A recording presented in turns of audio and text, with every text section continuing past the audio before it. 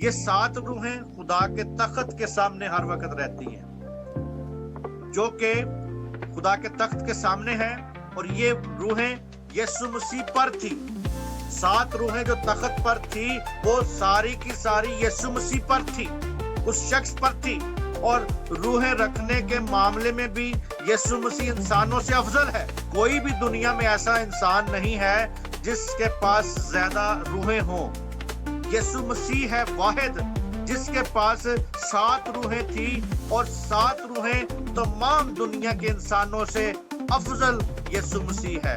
اس لیے اس روحیں رکھنے کے بھی معاملے میں یسوع مسیح دنیا سے سب سے افضل ہے، یعنی یسوع ہے جس کے پاس انسانوں سے افضل تھا۔